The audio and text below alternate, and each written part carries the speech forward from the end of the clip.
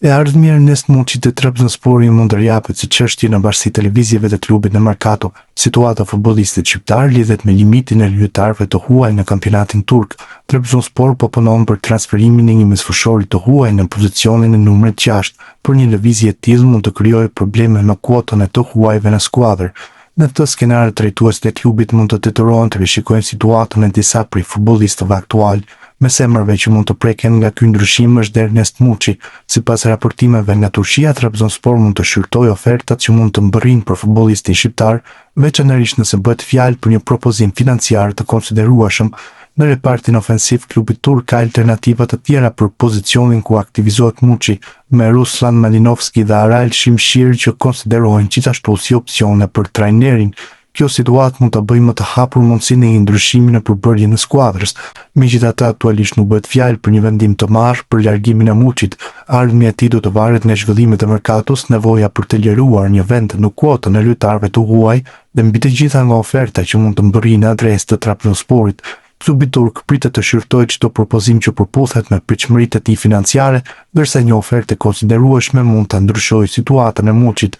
Nga ana sportive, Muçi vazhdon të ketë disa elementë që bëjnë një alternativë të rëndësishme për skuadrën, kështu merkatoja e Trabzonsporit dhe veçanërisht transferimi i mundshëm i një numri 6 mund të përcaktojë dhe fatin e Ernest Muçit.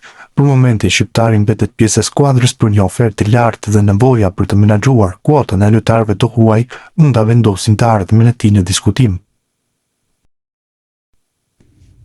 Marian Shkumbulla është prezantuar 2 ditë më parë si futbollisti më i ri i Rayo Vallecano pasi ka finalizuar huazimin nga radhët e Romës të klubit spanjoll. Ajo që është bërë publike deri tani ishte se Rayo Vallecano kishte një opsion për blerjen në fund të sezonit të mbrojtësit të kombëtarit shqiptare dhe Fabrizio Romano ka publikuar detajet e kësaj marrëveshje mes klubeve. Sipas tij, klubi spanjoll mund të blejë Kumbullën për 2.5 milionë euro në fund të sezonit në Roma, ndërsa klubi italian do të zotrojë 10% të një shitje të mundshme të tij në të ardhmen. Kjo është një shifër shumë e ulët se ajo për të cilën Roma mbleu lojtarin nga Verona në vitin 2020.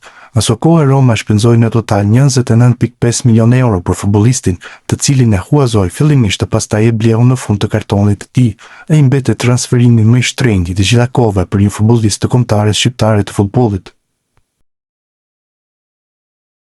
Simoni dhe lëm të mirë në Gjermanisë në këtë sezon duke u larguar nga Kaiserslautern për të bërë pjesë e Luzernës në kampionatin zviceran. Pas një fillimi të vështirë, Simoni duket se po ambientohet me kampionatin vendas pasi në javën e tretë të tij në ndeshjen ndaj Senegalit ai ishte protagonist në barazimin 2-2. Simoni u quajtur lojtari më i mirë i ndeshjes sipas vlerësimeve të SofaScore me notën 9.1 pas paraqitjes së tij. Kjo notë përveç të tjera është mundsoi portierit të talentuar 22 vjeçar që të bëhet pjesë e formacionit të kësaj jave në kampionatin zviceran të futbollit.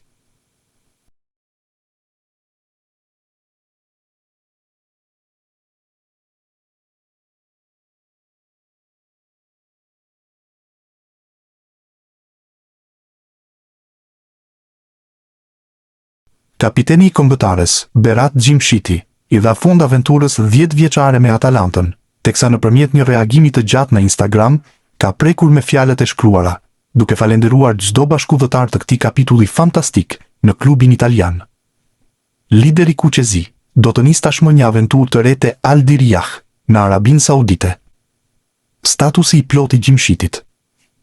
Arrita në Bergamo 10 vjet më parë, si një futbollist i ri, me një ëndër dhe një dëshirë të fortë për të vërtetuar vlerën time. Sot largohem, duke e ditur se ky vend më ka dhënë shumë më tepër se sa futbolli. U rrita këtu si lojtar, si burr dhe si baba. Familja ime u rrit këtu. Bergamo është bërë shtëpia ime dhe Atalanta është shumë më tepër se sa një ekip. Gjatë këtyre 10 viteve kemi përjetuar fitore, humbje, net të paharrueshme dhe gola që ndoshta dikur vetëm një ndërronim. Por ajo që do të marrë me vete më shumë se çdo gjë tjetër, janë njerëzit.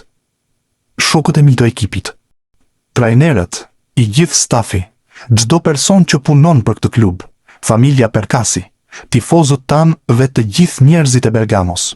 Faleminderit për besimin tuaj, për mbështetjen tuaj, që luftuat për krah nesh, dhe që më bët mua dhe familjen time të ndihemi pjesë e diçkaje të veçantë.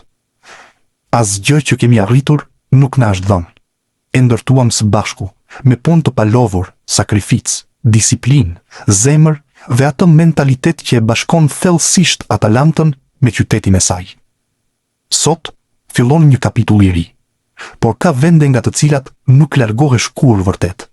Mund të largohesh nga një ekip, mund të largohesh nga një qytet, por ne mbajmë një shtëpi brenda vetes. Faleminderit për gjithçka, Bergamo.